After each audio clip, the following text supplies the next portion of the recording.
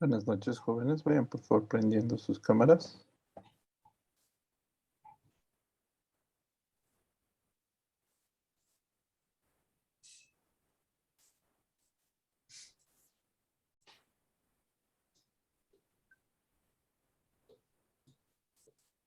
¿Todos?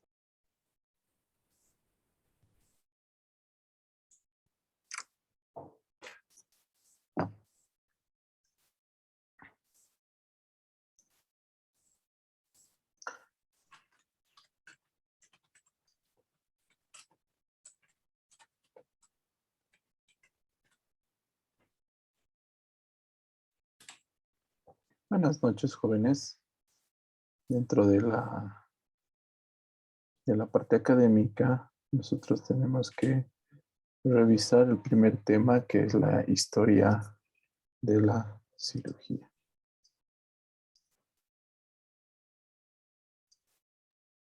Mayores detalles de la materia, libros, bibliografía. Entonces, vamos a ver qué importancia tiene la cirugía en la técnica quirúrgica. Si nosotros vemos la historia, en la guerra o en la vida, nos ayuda a no cometer los mismos errores. En la medicina, la historia nos permite primero a hacernos más fácil el aprendizaje. Cuando vos lees una historia, es mucho más sencillo entenderlo. Y segundo, nos permite aproximarnos a los grandes inventos de la medicina.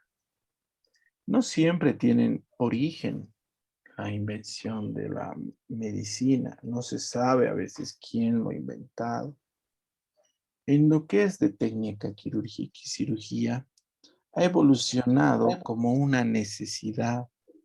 Es decir, había una necesidad de los congéneres de tratar de solucionar una patología que le asociaba a un ser querido. Obviamente, durante años, eones, lo único que podían hacer era imitar a los animales. Cuando un animal se cortaba su pezuña, se lamía. Entonces, las personas iban imitando comportamientos de animales. Ya en las épocas coloniales, hacían algún tipo de trepanaciones de cráneo, que quería decir perforar la cabeza.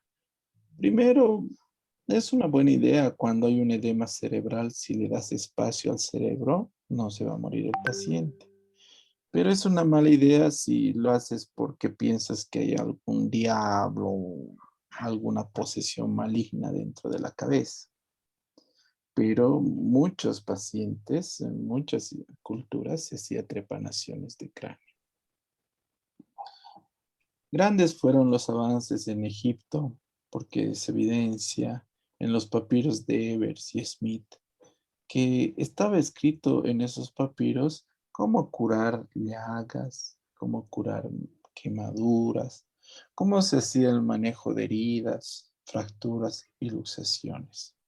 A veces estos papiros tenían hasta 3.000 a 5.000 años de antigüedad y ya se veía la evolución adecuada de una medicina, especialmente en Egipto. En Grecia, Herófilo, Erasistrato eran anatomistas. Lamentablemente en Grecia y en Roma, la medicina evolucionaba muy lentamente, más relacionada con el ocultismo y el espiritismo. Aún Hipócrates, que tenía una medicina más avanzada, aún así era un poco traumática. Por ejemplo, aquí ven una reducción de una luxación coxofemoral. Mediante una escalera y un peso van jalando para que se reduzca la articulación coxofemoral. Ha habido grandes avances con Galeno, que era un médico del emperador romano, que lo acompañaba en sus guerras y atendía a los gladiadores. Entonces tenía bastante experiencia en el tratamiento de las quemaduras, heridas, amputaciones. Pero había una gran diferencia entre lo que es la medicina de este mundo civilizado al mundo egipcio, hindú, incluso de más allá.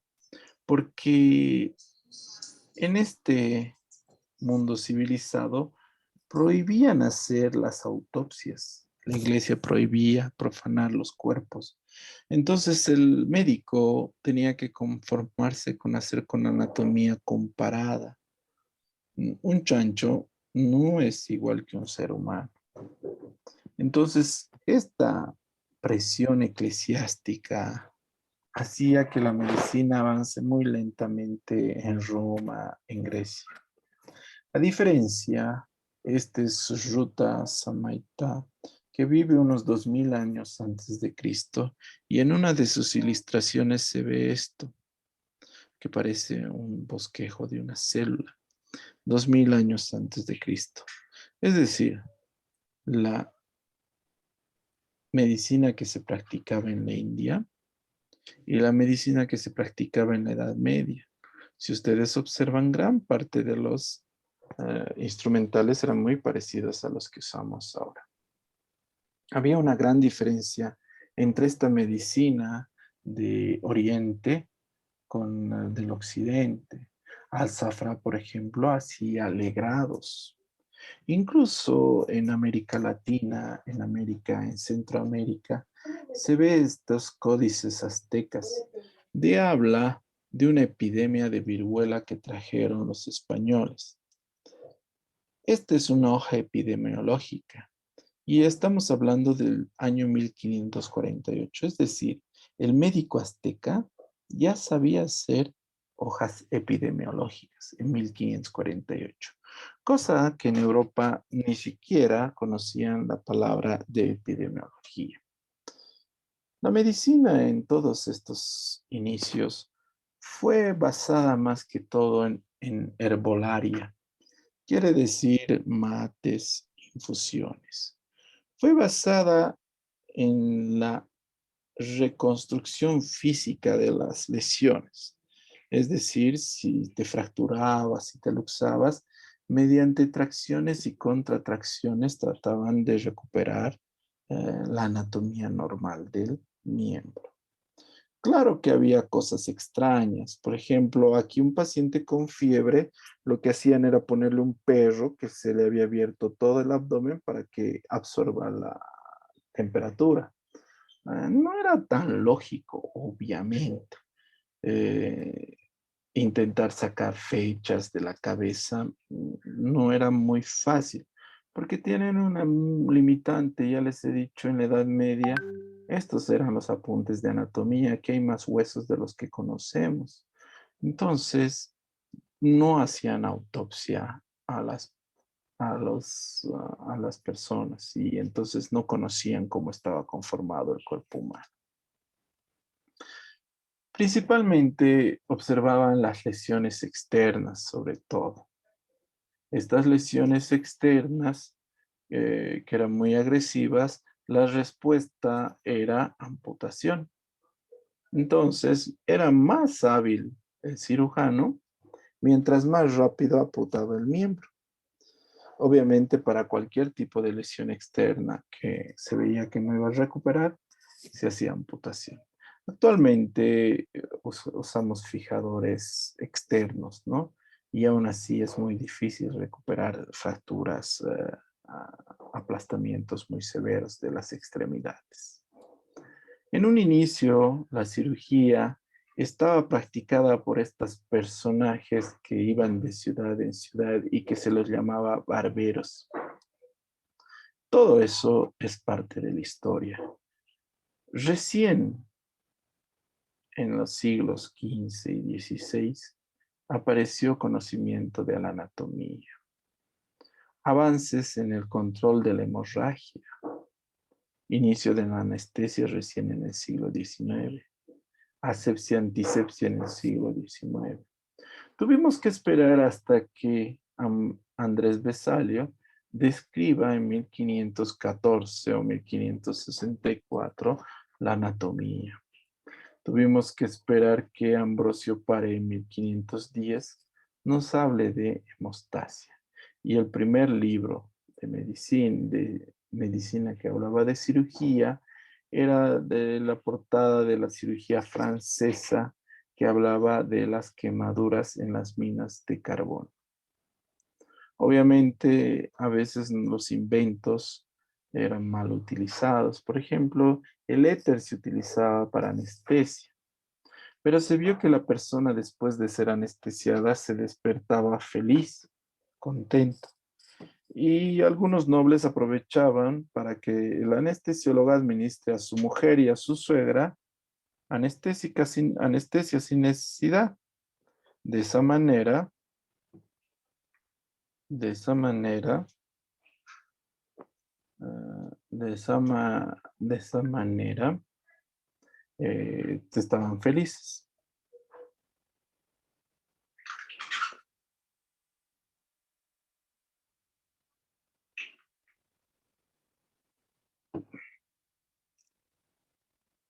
Ya después aparece el auge de la cirugía científica.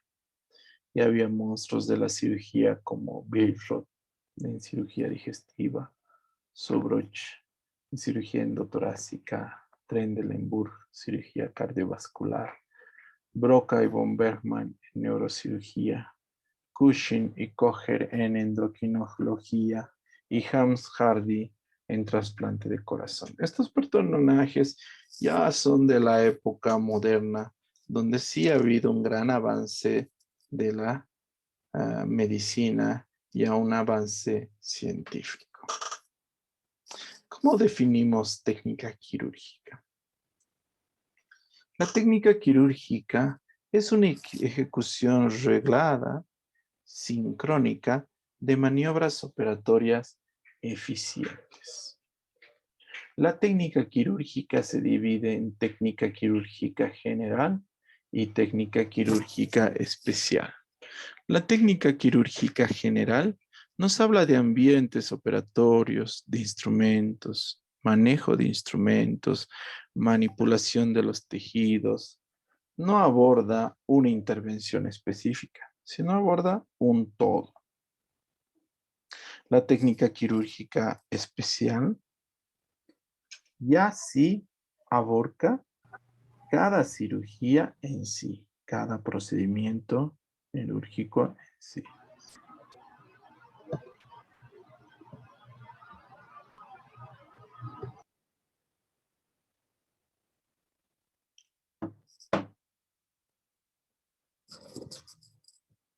La operación. La operación es la máxima expresión de la técnica quirúrgica. Es el tratamiento cruento de los trastornos físicos o funcionales desde el punto de vista exclusivamente técnico. Las operaciones se clasifican en operaciones típicas y atípicas. Las operaciones típicas son los tiempos operatorios que suceden en forma perfectamente reglada. Se ejecutan casi de memoria. Las atípicas, los tiempos operatorios se suceden de forma variable. Son regladas en líneas generales, no en detalle. Varía dependiendo de cada enfermo. Se realiza en procesos que tienen un diagnóstico inseguro o que presentan complicaciones graves porque la enfermedad ha avanzado mucho. Los pasos quirúrgicos están reglados por la estrategia quirúrgica y la táctica quirúrgica. La estrategia quirúrgica, nuestro plan, es el preoperatorio, la operación y el posoperatorio. Mientras que la táctica quirúrgica es el plan trazado por el cirujano antes de realizar el procedimiento quirúrgico en base al diagnóstico, localización del proceso, hábito y estado constitucional del paciente.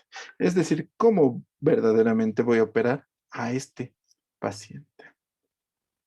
Las maniobras quirúrgicas también son maniobras básicas para varios procedimientos y las maniobras especiales que son para una cirugía en sí. ¿Dónde se realizan las cirugías? En el quirófano. Pero todo este quirófano se denomina área quirúrgica. El área quirúrgica es una superficie delimitada dentro del hospital para realizar los procedimientos quirúrgicos. Todos los centros los tienen. Puede tener un centro de segundo nivel, una clínica, un hospital de tercer nivel e incluso un hospital de cuarto nivel. Todos ellos tienen un área quirúrgica que está dividida del resto del hospital por una puerta corrediza. Esta puerta aísla el área quirúrgica del resto del hospital. Para nosotros entrar dentro del área quirúrgica, no debemos estar ni muy arreglados ni nada. Es decir, esto está mal. Si nosotros observamos, la vestimenta de quirófano es cuadrada, parece un saco de batatas. Entonces, debemos estar con gorra, barbijo, camiseta adentro, pantaloncillos y botas. Y recién podemos entrar al área quirúrgica. El área quirúrgica está dividida en 3 zonas o áreas: zona negra, zona gris y zona blanca, de acuerdo a la limpieza, siendo más limpia la zona blanca y la más contaminada la zona negra. La dependencia del área quirúrgica tiene pasillos, lavabos, quirófanos, depósito de materiales, ropería, sala de esterilización, sala anexa, salas administrativas. Es decir, todas estas áreas están acá. ¿Cuál es el área negra? El área negra o la zona negra es el vestidor o la zona administrativa. Es donde el personal se cambia. Esta área es de diferentes características, pero siempre se caracteriza porque tiene casilleros para que los médicos, estudiantes y residentes puedan cambiarse. El área gris depende de la complejidad del centro hospitalario. Puede solamente tener un área de esterilización y de recuperación, o si es más grande puede tener rayos X, laboratorio, hemoderivados. Depende de la complejidad. También parte del área gris en la zona de almacenamiento y de empaquetamiento de los materiales. Los pasillos, los lavabos son área gris. Y el área blanca es el quirófano en sí.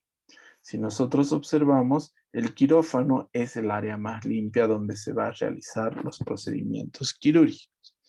El quirófano es espacioso, bien iluminado.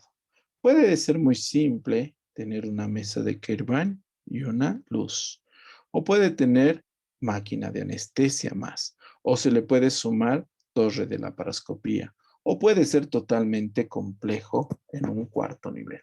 Sigue siendo quirófano, el área blanca.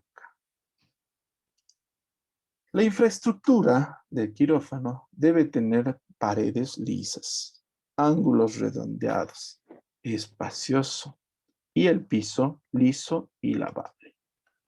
La temperatura de quirófano debe ir entre 25 y 27 grados, humedad de 55%. Arriba tiene una lámpara que es lámpara cialítica que da luz blanca y fría que no permite sombra.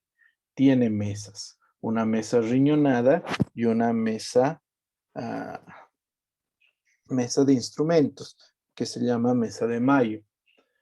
Las máquinas de anestesio, el desfibrilador, la máquina de aspiración, las vitrinas que tienen que estar empotradas, negatoscopio en la pared para ver las radiografías, desfibrilador en caso de que el paciente tenga un accidente y recipientes, tanto para la basura como para el lavado de manos. Pero si ustedes ven, la estrella de todo esto es la mesa quirúrgica. Esta mesa quirúrgica se denomina mesa de Kirban.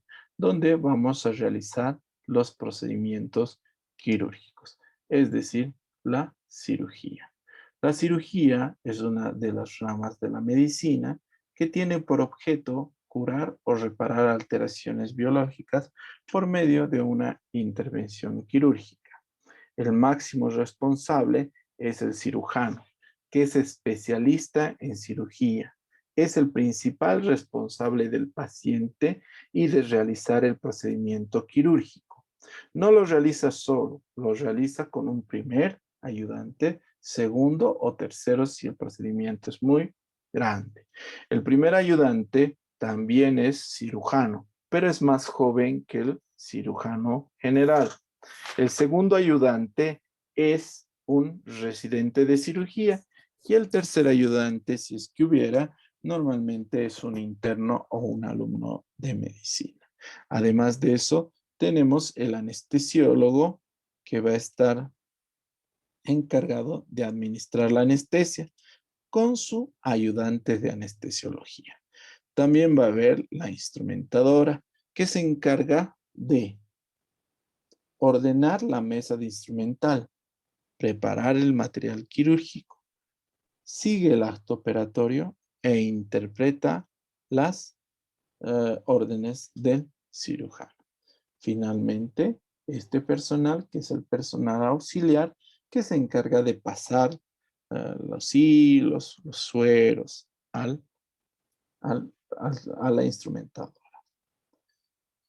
Cuando nosotros operamos, si ustedes observan, vamos a tener al cirujano, primer ayudante e instrumentadora, que están totalmente cambiados, con bata estéril, guantes estériles. Ellos participan directamente del procedimiento quirúrgico, por afuera, sin necesidad de cambiarse, es decir, participando, pero no necesariamente cambiados, van a encontrarse el anestesiólogo y su ayudante.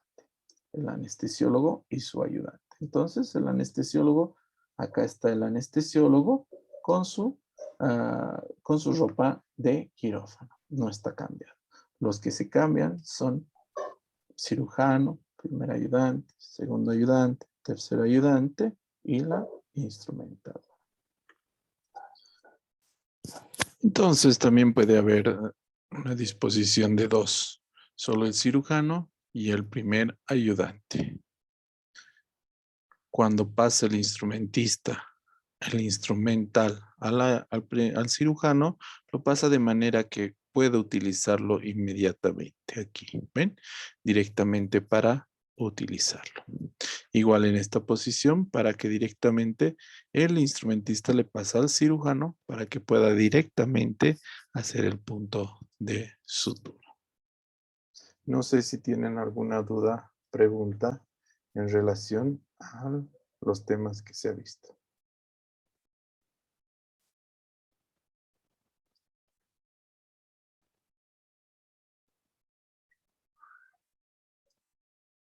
¿Alguna duda, pregunta? No, doctor, está bueno. Bueno, si tienen una desventaja, si no preguntan, Doctor, yo sigo avanzando. doctor, una pregunta. Sí, dime. En el caso del acto quirúrgico, el responsable dice usted que es el cirujano, no sería el anestesista, ¿verdad? No, el primer responsable siempre es el cirujano, aunque haya problemas de anestesia, que se muera por la anestesia el paciente, igual es responsabilidad del cirujano. ¿Entiendes? Es así de responsabilidad. Es por eso que el cirujano siempre anda mirando al paciente, porque es su responsabilidad. ¿Ya? ¿Alguna otra duda, pregunta? Doctor, ¿nos podría hablar un poco sobre el carrito azul? Que es donde va. El carro, ¿Y en qué línea mayormente se encuentra? Porque el le doctor denominamos el carro azul, chicos, a ese carro que está en emergencia, en quirófano, y tiene los medicamentos más urgentes. Es decir, tenemos adrenalina, amiodarona, dextrosa, hipertrosa, tenemos en eso. Entonces, a eso le denominamos carro azul, donde haya los medicamentos más urgentes para una emergencia. Digamos, el paciente se descompone o alguna cosa, entonces para eso es el carro azul. ¿Ya? Doutor, ¿Sí? quanto o instrumentista, ele é o que vai separar quantos instrumentos vai levar? Ou já está preparado por quem prepara lá a sala de cirurgia? Normalmente ya están preparadas los paquetes de acuerdo a las cirugías. Hay paquetes para, digamos, para cirugía laparoscópica, para cirugía de apéndice. Entonces ya están preparados. Hay algunos que son genéricos, es decir, para cirugía mayor y otros para cirugía menor. Entonces, de acuerdo a la cirugía que escogen o que se va a realizar, la enfermera escoge los materiales para el quirófano. Entonces, ella es la que lleva.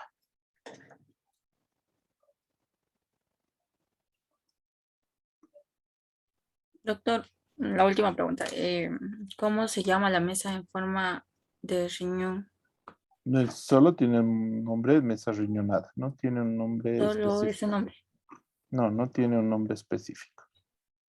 Ya, gracias. ¿Alguna otra duda?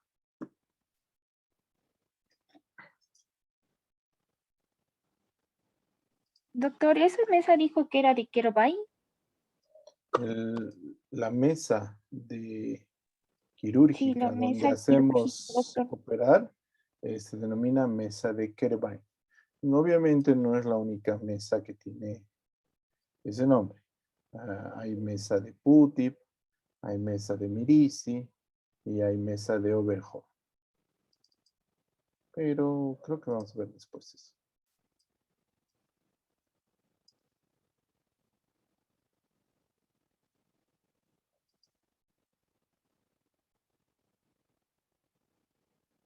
Si no hay más preguntas, continuamos. Por ejemplo, si el cirujano puede separar los tejidos, un separador lo hace mejor. Si el cirujano puede hacer hemostasia con las manos, una hemostática lo hace mejor. Obviamente el aprendizaje de instrumental es un poco pesado, es complejo aprender los diferentes instrumentos. Por eso se considera un aprendizaje transversal. Eso quiere decir que poco a poco van a irlo aprendiendo. Se lo divide en 7 grupos para aprenderlos. Existe instrumental de diéresis, existe instrumental de hemostasis, de prehensión, de separación, de síntesis, de succión, aspiración y los especiales. Si ustedes ven, sus nombres de los grupos están relacionados con la característica del material. Por ejemplo, el material de diéresis es instrumental de corte. Y el más representativo instrumental de corte es el bisturí. Este bisturí frío, que solamente se usa para cortar, tiene su origen en un bisturí que se llamaba escalpelo. Si ustedes ven el escalpelo, era como un cuchillo afilado. Tenía el mango y el ojo unido. A esto se llama escalpelo, pero después evoluciona a un bisturí frío. Se intentó, por esta cuestión de bioseguridad, que sea el bisturí totalmente desechable, pero no se podía desechar una lámina de metal cada vez que se usaba. Entonces se utilizó plástico, pero este plástico, este bisturí de plástico no da la firmeza necesaria, se dobla y se puede romper. Por eso en el bisturí utilizamos dos partes. Una parte que es reutilizable, que es el mango, y una parte que es desechable, que son las hojas de bisturí. Dentro de los mangos de bisturí son dos números principales. Mango número 4 y el mango número 3. No son los únicos mangos. Existen el 4L, que significa 4 large, el 3L, 3 largo, y 7. Pero si ustedes ven, no existe gran diferencia en tamaño entre el 4 y en el 3. ¿En qué se diferencia? En que hay algunas hojas que corresponden para el mango 4 y hay algunas hojas que corresponden para el mango número 3. Las hojas del mango 4L van a ser las mismas que para el 4. Y las hojas del mango 3L y 7 son las mismas. Entonces usan la misma hoja, el mango de bisturí 3L y 7. Las mismas hojas 4 y 4L. Entonces son dos grupos de hojas. Entonces tenemos hojas para el mango número 3 y hojas para el mango número 4. Hay variedad de hojas. Por ejemplo, miren, aquí han puesto una 12, 11 y aquí hay 12B. Es decir, cada día pueden aparecer nuevas hojas de bisturí. Pero normalmente entre la 10 y la 15 son para el mango número 3. De la 18 a la 24 son para el mango número 4. ¿Cuál es la diferencia? Si ustedes ven, las hojas del mango número 4 son mucho más grandes. Es para grandes incisiones, para grandes cirugías, para grandes procedimientos. Mientras las hojas del mango número 3 son para procedimientos más pequeños y de precisión. Algunas de las hojas del mango número 3 tienen formas bastante peculiares. Por ejemplo, la hoja número 11, si ustedes observan, es la más aguda, la más puntiaguda. Esta hoja te permite realizar el corte más pequeño con bisturí. El corte de mayor precisión. Entonces, si yo quiero sacar un lunar de la cara y quiero que el corte sea pequeñito, uso una hoja 11. También cuando van a ver que hacen cirugía plástica y los hilos son muy delgaditos y hasta están enterrados en la piel y que la tijera no puede entrar para sacar, se usa esta hoja de bisturí para retirar esos puntos. Con gran facilidad puedes sacar el punto con esta hoja tan aguda. Hay otra hoja que es el mango del mango número 3, que es la hoja número 12. Si ustedes ven, el corte es como una garra.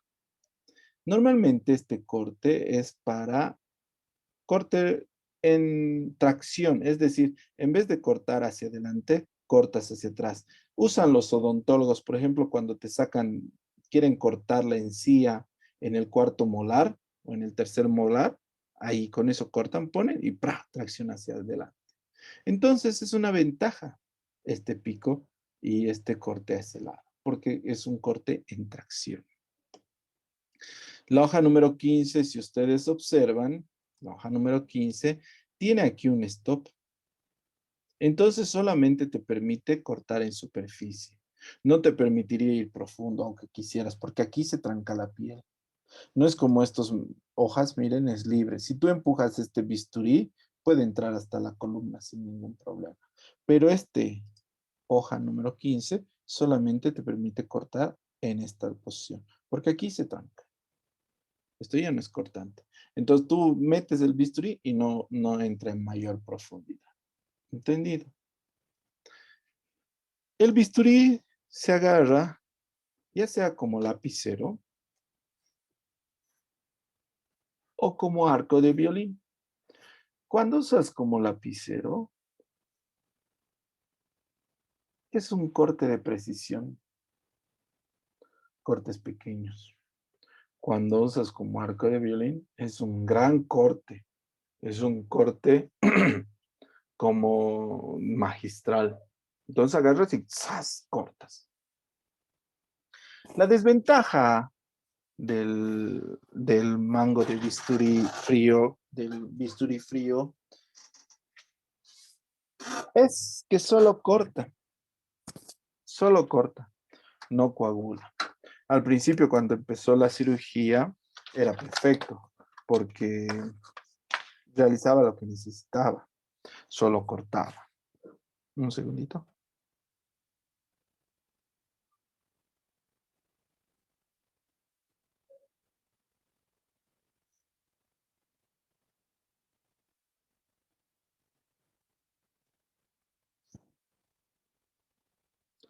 Entonces, cuando la cirugía fue modernizándose, se vio la necesidad de que había vasos que eran capilares y que sangraba mucho. Era un problema para el cirujano, mucho sangraba y el paciente se moría por la pérdida sanguínea. Porque ya operábamos glándulas tiroides, hígado, y entonces no solo podías cortar con bisturí frío. En los años 40 se inventa un nuevo bisturí que se denomina bisturí eléctrico. El bisturí eléctrico utiliza la fuerza eléctrica para cortar. Tiene dos polos, un cátodo y un ánodo. La resistencia del tejido al paso de la electricidad provoca calor. Este calor destruye y desnaturaliza las proteínas.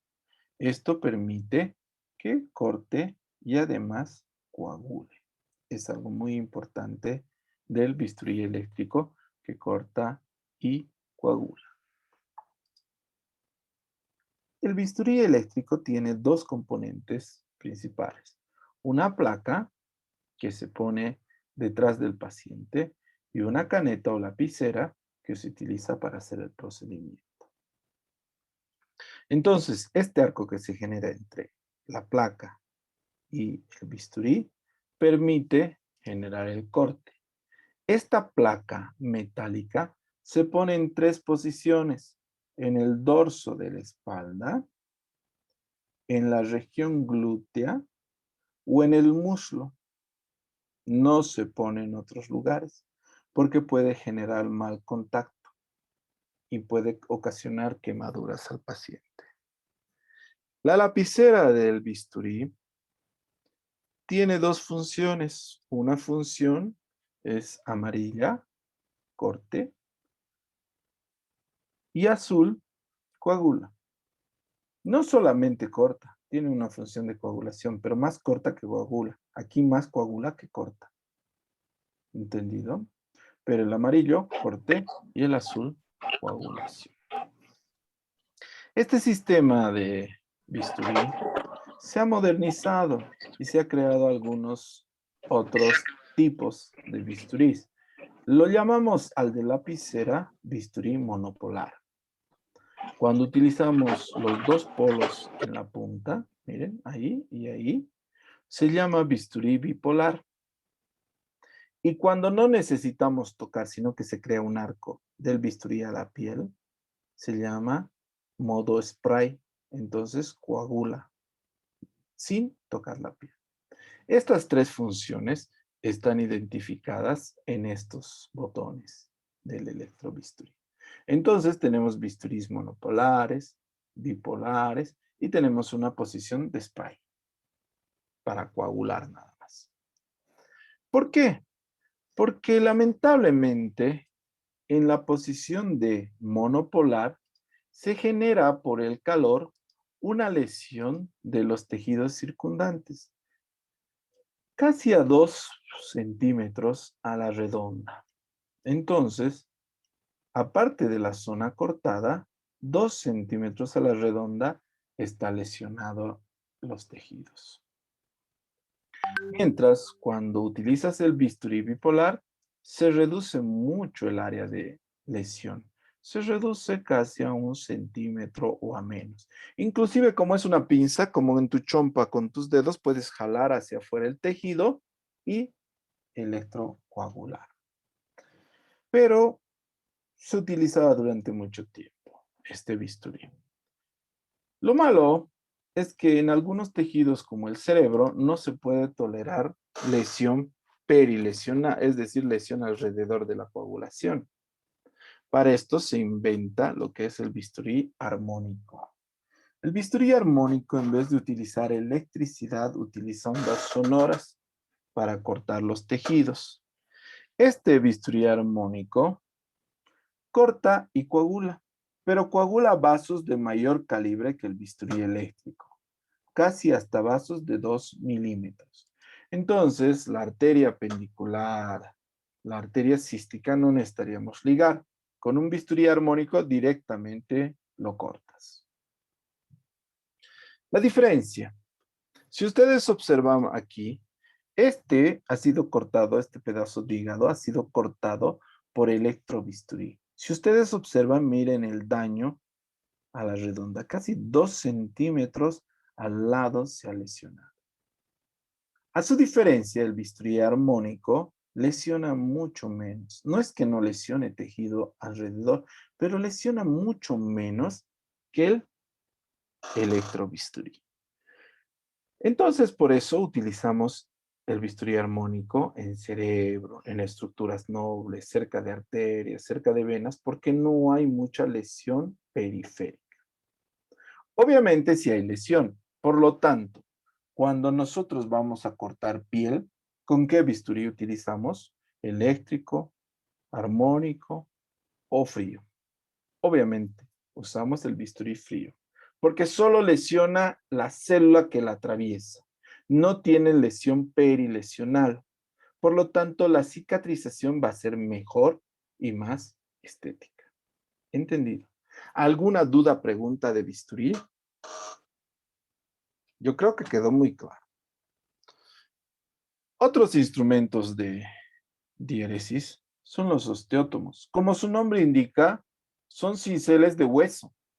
No hay mucha técnica en utilizarlo. Golpean con un martillo y corta el hueso. Hay las curetas, que son legras para tejido parenquimatoso, para desgarrar tejido parenquimatoso. Principalmente se utilizaba para legrados uterinos por raspado. Hay las sierras y taladros quirúrgicos. Nuevamente se utilizan para huesos. Obviamente estas sierras tienen sus mecanismos de protección para que no dañen tejidos cercanos, pero se utiliza normalmente para cortar hueso. Otro instrumental de diéresis son las tijeras. Si yo les pregunto qué tijeras conocen, me van a decir que conocemos la Metzenbau y la Mayo. Pero en este grupo de tijeras, ¿puedes diferenciar cuál es Metzenbau y cuál es Mayo? Tal vez sí, tal vez no. Pero hablaremos de las características de la tijera Mayo. La tijera Mayo es una tijera firme, dura, que su relación mandíbula-mango es 2:1. Quiere decir que aquí hay 1, 2, 2:1. Es una tijera maciza, firme, dura, que permite cortar material, hilos y tejido duro, como ser cicatrizal o cartílago. Estas tijeras pueden ser rectas o curvas, no hay ningún problema. Las tijeras de Metzenbau, a diferencia de las anteriores, son tijeras más delicadas. Quiere decir que son más estéticamente visuales. Su relación mandíbula-rama es 3:1. 1, 2, 3:1. 3 veces a 1. Es una tijera de precisión. Hay rectas y hay curvas. Entonces, si ustedes observan estas características de delicadeza, van a ver que la Metzenbau solamente utilizamos para cortar tejido delicado. Solamente tejido delicado. Ahora, si les muestro nuevamente la figura, es fácil reconocer. 2 tijeras fuertes, macizas, mayo. 2 tijeras delicadas, Metzenbau. Metzenbau recta, Metzenbau curva. Mayo recta, mayo curva. Obviamente existen algunas características en las puntas de las tijeras. Cuando las puntas son puntiagudas, se denomina aguda. Cuando las dos son romas, es punta roma. Y hay también mixta, roma y mixta. La gran mayoría de nuestras tijeras son punta roma. Punta roma. Solo hay una tijera que normalmente, que siempre es puntiaguda, que se llama la tijera de iris. Esta tijera de iris es una tijera pequeña que se utiliza para retiro de puntos. Conjuntamente otras tijeras de retiro de puntos son las tijeras de Spencer. Si ustedes ven, aquí tiene una punta como en sacabocado. Y la tijera de Litauer,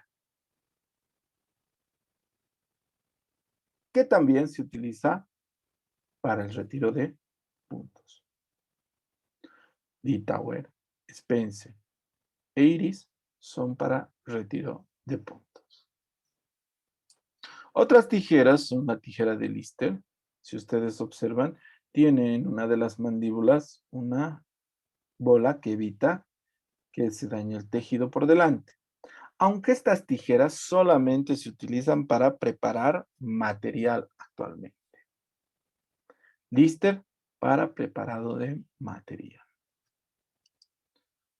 Esta tijera no es curva, es angulada y se llama tijera de Potts.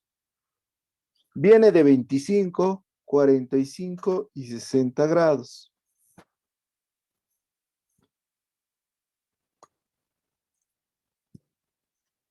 Se utiliza para cortar tejido tubular. Se utiliza para cortar tejido tubular. ¿Alguna pregunta hasta aquí de las tijeras?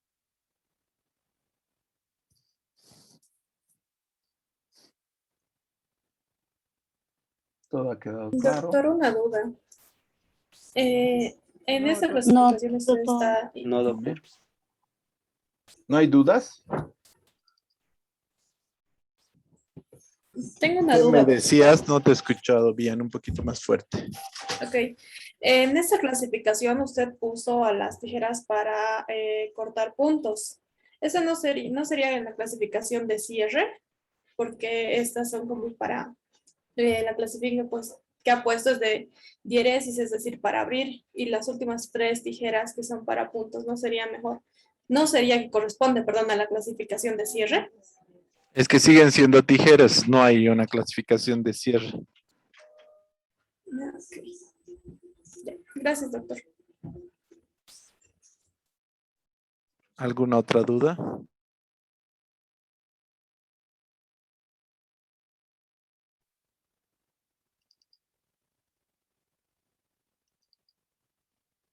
Bueno.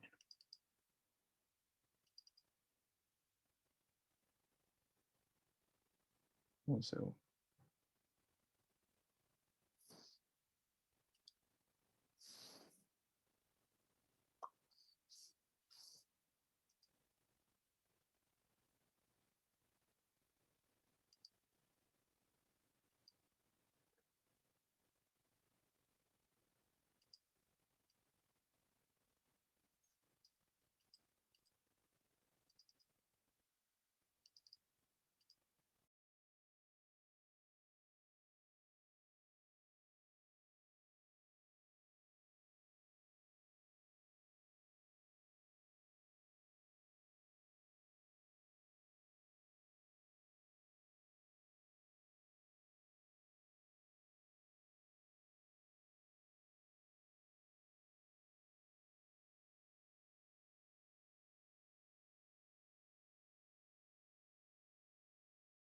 Un segundito.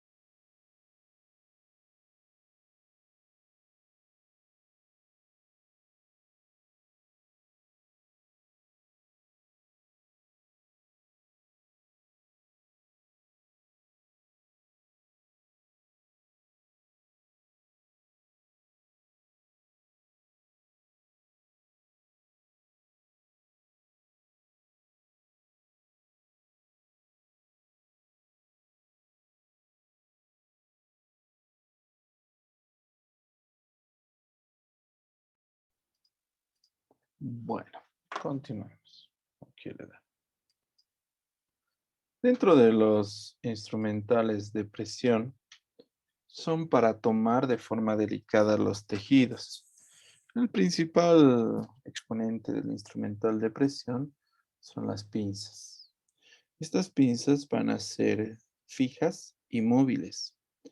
Las pinzas móviles, las más conocidas, las reconocen, se llaman pinza anatómica, esta, y la pinza diente de ratón. Si nosotros le vemos, le llaman diente de ratón porque tiene esta muesca en la punta que permite tomar los tejidos con mayor precisión y mayor fuerza, pero al mismo tiempo lo desgarra y lo lesiona.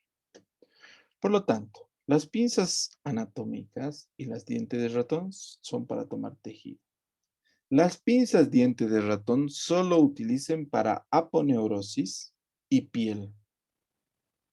El resto de los tejidos tomen con la pinza anatómica, porque si no los vas a dañar. Entonces, diente de ratón o quirúrgica, aponeurosis y piel. Y las anatómicas, el resto de los tejidos. Vienen en diferentes tamaños. Hay largos y hay cortos. Pero a veces necesitamos unas pinzas más pequeñas para procedimientos de precisión. Entonces se han creado estas pinzas que son muy parecidas a la anatómica y quirúrgica, que se llaman pinzas Adson.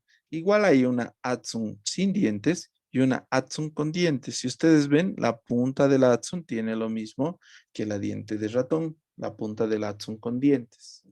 Estas pinzas con Adson con dientes y Adson sin dientes también se utiliza para tomar de la misma manera. Con dientes, aponeurosis y piel. El resto de los tejidos, Adson sin dientes. ¿Para qué se utiliza? Estas son para pequeñas cirugías, como cirugía de párpado, mucosa yugal. Entonces, para ese tipo de procedimientos pequeños, de precisión. Las pinzas se toman con ambos, con dedo pulgar y dedo índice, apoyados sobre el dedo medio, como una lapicera. De esa manera se toma una pinza, cualquiera sea. Hay algunos otros tipos de pinzas. Esta, por ejemplo, es la pinza en bayoneta. Si ustedes ven, tiene doble angulación. Esta doble angulación te permite tomar tejido en orificios y al mismo tiempo poder ver el orificio. Porque si tomas con una anatómica, obviamente tu mano te va a tapar. Pero con esta pinza, al estar hacia abajo su agarrador, te va a permitir ver en profundidad. Entonces utilizamos para orificios. Conducto auditivo externo, canal vaginal, ano, boca. Para ese tipo de procedimientos utilizamos este tipo de pinza, pinza en bayoneta. Hay una pinza que se llama pinza rusa. La punta es modificada, miren, es como una pelotita con dientes. Pero no podemos decir que esta pinza no va a lesionar el peritoneo. Y tampoco agarra también como la diente de ratón. Y es por eso que va desapareciendo. Pero el uso de la diente de ratón es el mismo. Perdón, el uso de la rusa es lo mismo que para el diente de ratón. Esto utilicen para piel y aponeurosis. No tomen otros tejidos con esto. Músculo lo va a hacer sangrar. Peritoneo lo va a desgarrar. Intestino hasta lo puede perforar. Entonces, estas dos análogas. Poco a poco está desapareciendo la rusa porque se creía que podía ser intermedia entre la anatómica y la diente de ratón para solo usar una pinza, pero no se ha podido. El resto del instrumental de prensión se utiliza para prender.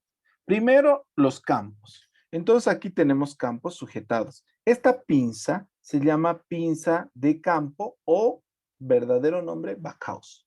Para sujetar campo, pinza de backhouse. Si ustedes ven, la punta tiene modificada como unas agujas, entonces sujeta muy bien los campos alrededor de la cirugía. Hay otras pinzas de campo, como la Schadel, Jones y Tower, pero de las más comunes es la backhouse, muy utilizada. Pero no solamente se trata de sujetar campos, se tiene que sujetar tejidos. El primer intento para sujetar tejidos sin dañarlo es esta pinza aro. Si ustedes ven, es totalmente redonda, un verdadero aro redondo, aro, por eso se llama. Después hizo una modificación y es un poco más ovalada y se llama pinza de Foster. Esta es la que usamos ahorita, esta pinza de Foster. No es esta aro, aunque los médicos le dicen aro, esto no, es pinza de Foster. Es más ovalada. Pero aunque hay rectas, curvas, con ranuras y sin ranuras, porque aquí bien, miren, ranuras, y hay sin ranuras, lamentablemente la pinza Foster no permite tomar los tejidos sin dañarlos. Entonces, actualmente utilizamos para tomar tejidos que vamos a extraer. Por ejemplo, tomo la vesícula en una colecistectomía, es decir, en una cirugía que voy a extraer. Tomo parte del intestino que lo voy a sacar. Entonces, para eso me sirve. O para traspaso de material también se utiliza para pasar gasas, para pasar apósitos. Otra pinza es la pinza de Alice. Si ustedes ven, tiene una punta aserrada. Se llama pinza de Alice. Esta daña los tejidos levemente y se utiliza para tomar principalmente trompa uterina para ligadura de trompas. Otra pinza es la pinza de Babcock. Si ustedes ven, la Babcock tiene una punta roma con un espacio al medio. Esta pinza sí o sí no daña los tejidos al tomarlos. Entonces, la Babcock utilizo para tomar intestino, estómago, peritoneo, epiplón mayor. No se hace nada. La Babcock. Entonces, la pinza de Babcock, que es todo esto, se utiliza para tomar estructuras sin dañarlas. Puedo tomar el apéndice. ¿Por qué no quiero que se dañe el apéndice con las otras pinzas? Porque si se revienta el apéndice dentro de la cavidad, va a liberarse caca. Entonces, lo tomo con una Babcock. Por eso en el apéndice se usa Babcock, para que no dañe el tejido y no se libere heces a la cavidad. Entonces, la evolución de las pinzas ha sido de Foster a Alice y finalmente la Babcock. Hay otras pinzas que son triangulares, que se llaman pinzas de Duval, parecidas a las de Foster, ¿no? Casi para lo mismo se utiliza. Hay unas pinzas que son curvas y anguladas que se llaman pinzas de Randall. Estas son las pinzas utilizadas para retirar objetos de orificios tubulares. Por ejemplo, sacamos cálculos de las vías biliares, principalmente. Necesitamos una pinza fuerte. Esta pinza fuerte se llama coger. Si ustedes ven, tiene un aserrado muy profundo y en la punta tiene pinza, diente de ratón. Esta pinza te permite tomar los tejidos. No creo que tome los tejidos delicadamente, pero los toma tan firmemente que no se van a soltar.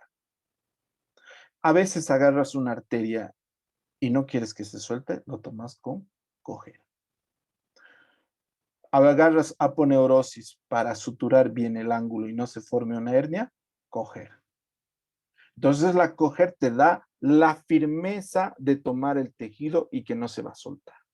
Una arteria que se suelte, por ejemplo, en una histerectomía, la uterina, que es rama de la hipogástrica y que viene de la aorta, sangra un montón por usar una Kelly. No se usa Kelly. En esas arterias de ese calibre se utiliza coger. Y ni siquiera uno, doble coger. A veces el tejido es tan macizo que no se lo puede tomar con una pinza delicada. Por ejemplo, el fondo uterino es todo muscular, es una bola como una pelota. Y se usa esta pinza. Si ven en la punta, es aguda. Se llama pinza de Pozzi. Pozzi. Un segundito de...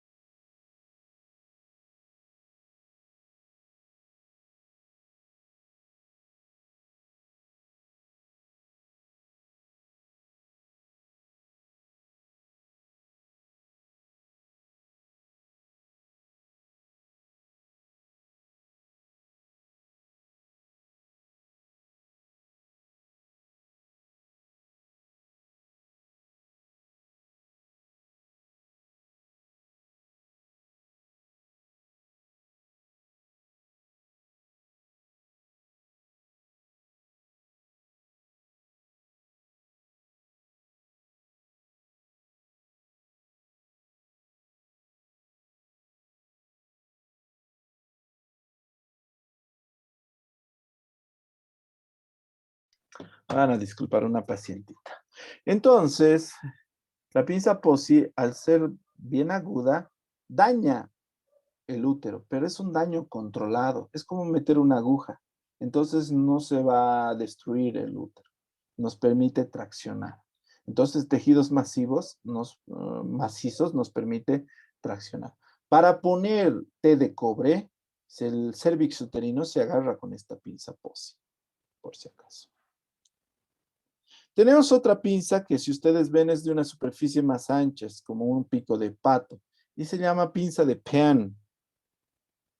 Esta pinza de Pean se utiliza para sacar restos óvuloplacentarios.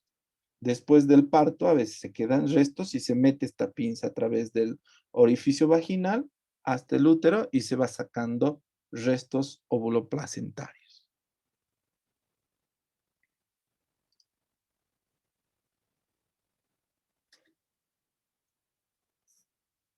¿Hasta aquí alguna duda, jóvenes? Doctor, una pregunta. No, doctor, está bien. Otra de las... La pinza, ¿me escucha, no, Doc? Sí, te escucho.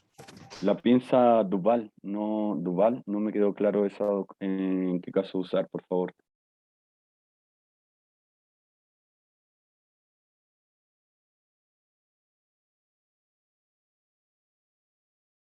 No te entendí, repíteme.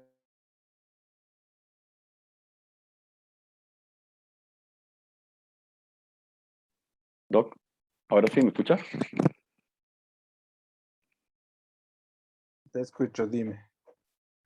Doc, me quedó duda con la pinza Duval. La pinza Eh, Duval es la pinza triangular. Es una pinza de presión que sirve principalmente para hemostasia por presión y como es triangular en su punta, nos permite tomar, por ejemplo, también restos placentarios, pero es un poco aguda.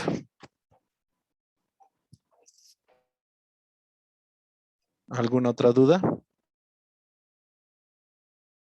Gracias, Doc.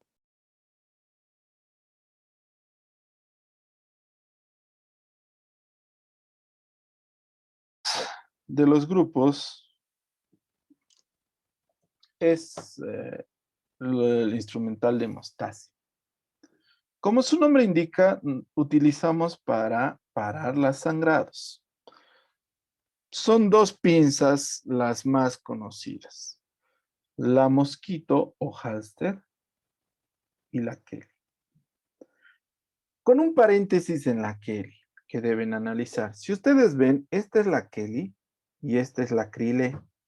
Si ustedes observan, la Kelly solamente tiene ranuras en los 2/3 anteriores de la mandíbula, mientras la Crillé la tiene en toda la superficie. Entonces, cuando vemos fotos, esta es una Kelly, y aquí vemos una Crillé. ¿Ven? La Halsted, la Mosquito, la primera, tienen toda su superficie, por si acaso. Miren, esta es la Mosquito, tienen toda su superficie. Entonces son 3 pinzas que tenemos que aprender de hemostasia. La Mosquito y la Kelly. Pero la Kelly, la verdadera Kelly, solamente tiene en sus 2/3 anteriores. Y la Crillé lo tiene en todo. Son casi del mismo tamaño. ¿Para qué se utilizan? Como su nombre indica, hemostasia. Estas mosquitos, porque son pequeñitas, se utiliza para procedimientos pequeños como tiroides, parótida, para esas cirugías. Para cirugías mayores utilizamos las Kellys o las Crillé. Entonces, lo principal es reconocer cuál es Kelly, cuál es Crillé. Kelly, Crillé. Kellys, Crillé. Existen pinzas rectas y curvas, tanto en la Mosquito, en la Kelly y en la Crillé. Entonces existe curvas y rectas. Miren el tamaño. Esta es una Kelly, Crillé y estas son mosquitos. Entonces no es mucho la diferencia también, pero sí lo suficiente para los procedimientos quirúrgicos. Otra pinza que es hemostática es una pinza angulada en 90 grados. Nos permite tomar vasos en profundidad. Se llama pinza disector o Lahey. Si ustedes observan, en la punta es a 90 grados. Entonces tú metes dentro del cuerpo y puedes tomar un tejido a 90 grados. Entonces esta pinza se denomina disector o Lahey. La medicina fue avanzando y se vio que la Lahey, la Crillé, la Kelly y la Mosquito, cuando tomabas la arteria o el vaso, se dañaban, ya no permitía la anastomosis. O si permitía la anastomosis, se estenosaba. ¿Qué quiere decir eso? Si yo entonces hacía una anastomosis de una arteria que ha sido tomada por Kelly, al poco tiempo se estenosaba. Porque estas pinzas dañan los vasorum, los vasos del vaso. Y entonces estenosaba e inclusive había fugas. Como la medicina se fue modernizando, ya había la necesidad de conservar las arterias y las venas. Y entonces empiezan a aparecer pinzas para tomar los tejidos de manera de no dañarlos. Y las mejores pinzas son las vasculares. La pinza vascular se caracteriza porque puedes tomar el vaso y no se daña su vaso vasorum. Es decir, podrías hacer anastomosis y nunca se estenosaría. ¿Por qué? Porque está diseñada para eso. Son muy parecidas a nuestras pinzas. Si ustedes ven, esta es una pinza anatómica, pero tiene característica de vascular. Miren, es como en alto relieve la punta. Entonces, esta es una pinza vascular. una pinza elástica vascular. Hay pinzas vasculares, la Satinsky, por ejemplo, que es de su propio, es decir, es la propia vascular. Se puede tomar arteria, aorta, vena cava con esta y no las va a dañar. No la daña, porque está diseñada para eso. Obviamente hay otras más pequeñas, como estas que son las Bulldog, que parecen como para colgar la ropa, que te permiten agarrar arterias pequeñas. Entonces, estas pinzas vasculares utilizamos cuando tengo que reimplantar. Por ejemplo, ha habido una amputación de dedo, llega al hospital, me traen el dedo y yo veo que está sangrando una arteria, ya no le pongo una Kelly, le pongo una vascular, le pongo una Bulldog. Porque esa arteria voy a revascularizarle, ese dedo se va a reimplantar. Peor si es mano, brazo, pierna, ¿entendido? Entonces las pinzas vasculares permiten que no se dañe el tejido. Las pinzas hemostáticas solo hacen hemostasia, no interesa para después. Solo hacen hemostasia. Material de exposición, como su nombre indica, permiten exponer los tejidos.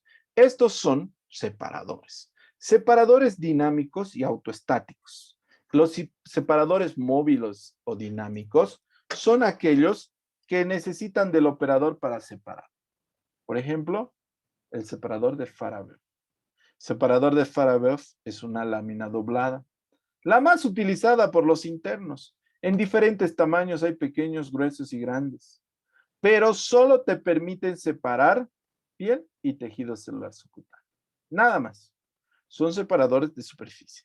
Si quieres separar más profundo, cambias de separador a un separador de Richardson.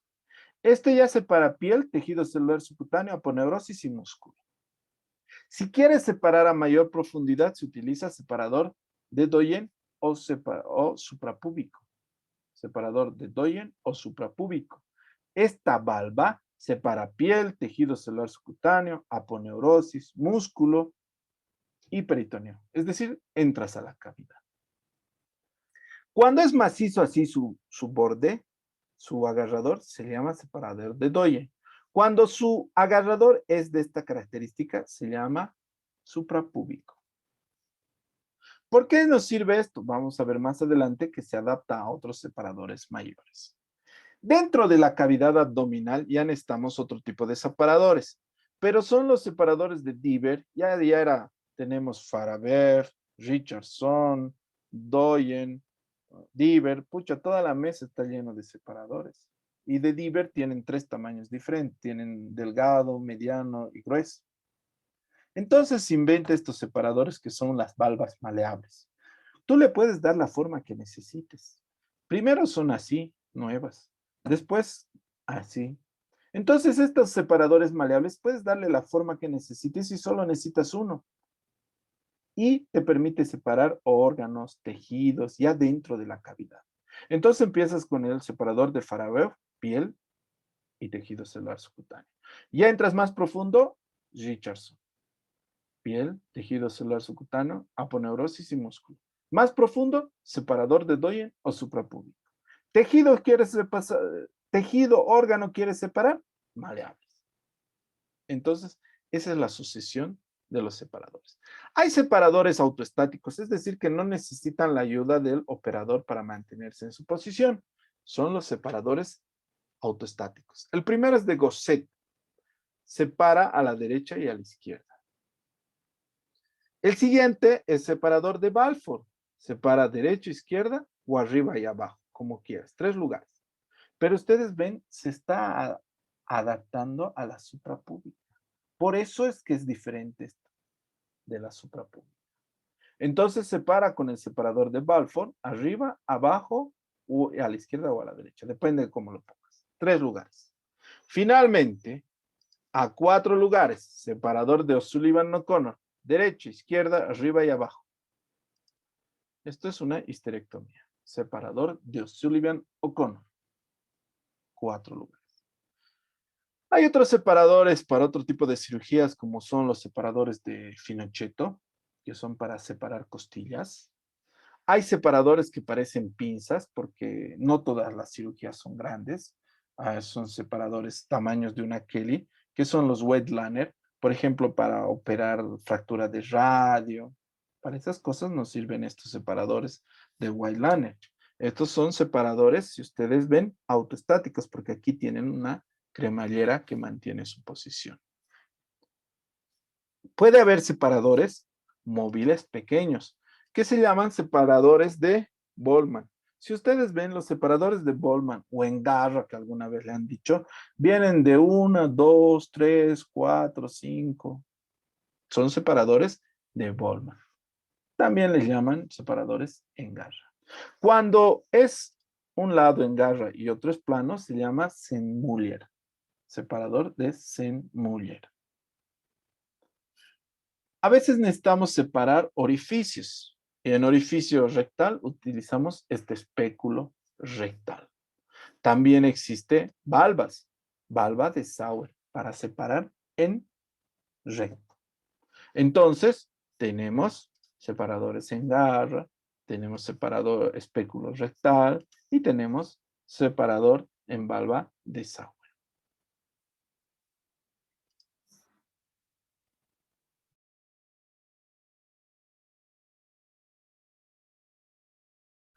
Vamos a quedar en el instrumental de síntesis, ¿ya? Sí, es árido esta parte teórica, pero es totalmente memorístico, necesario el conocimiento de esta primera parte teórica. En relación a los instrumentales y a la historia, ¿hay alguna duda o pregunta, jóvenes?